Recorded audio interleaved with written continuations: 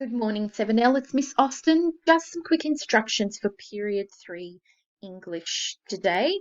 I'm on our English Compass page. As usual, I've got the lesson plan here. I'm going to click on resources. Now, I know a lot of you couldn't see our remote learning resources yesterday, so I've had a bit of a play around with the settings, and hopefully it's now visible to you and your parents. So I'm in the English 7L folder, click the little cross. See here, I've put it in capital letters so it stands out, remote learning resources.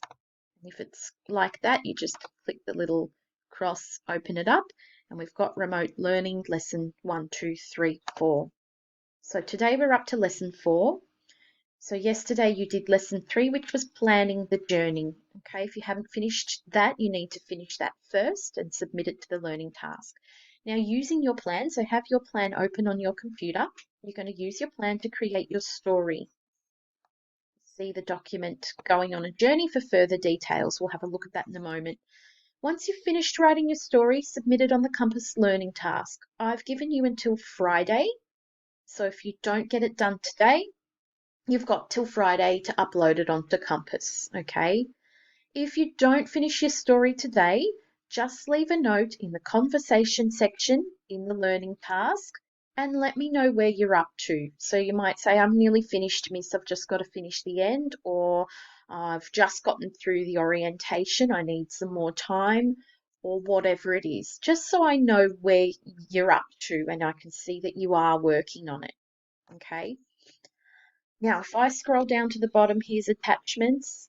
I'm going to click and open up going on a journey, and I'm going to open it up in Word. Okay, so let's have a look at this quickly. Now that you have your plan all mapped out, it is time to begin our adventure. Your task is to write a story on a blank Word document about a journey. The story should be roughly 300 to 500 words, so it's quite a short story, not very long at all. Remember to use your own words and ideas, include a title for your story, keep your plan close at hand to remind you of where you're going, have a clear orientation, complication, and resolution, keep your language appropriate, and think about your audience. Are you writing a story for adults, children, people with particular interests? And so, what sort of language would you use for that audience? Okay, having a think about that. When you have finished writing your story, check your word limit. Do you need to add more or take something out? Now, I don't mind if you go over 500 words. It doesn't matter if it's a little bit longer, as long as it's not too long. So if you find you've gone to sort of 550, that's okay. All right. But if you're going much longer than that, you might need to see where you can cut some details out, okay, and just make it more concise and to the point. If you're well under 300 words, then it's not long enough, okay?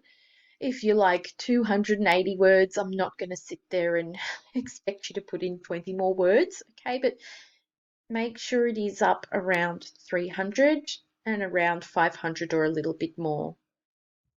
Check your spelling, so proofread it. Punctuation, same thing. Have you included full stops, capital letters, quotation marks when characters are speaking, all that sort of thing?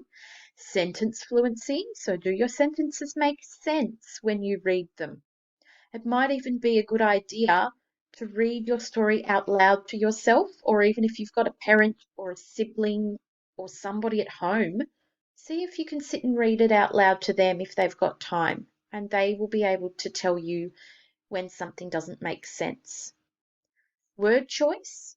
So could you upgrade your descriptive words to be more interesting or exciting?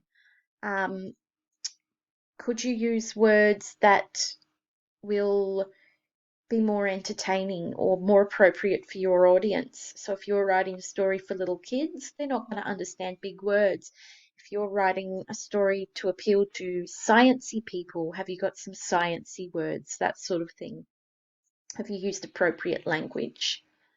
Organization of your ideas. So is your story flowing and connecting and making sense? Have you started at the beginning and progressed through in the right order? Or are you jumping around in a way that won't make sense when somebody's reading it?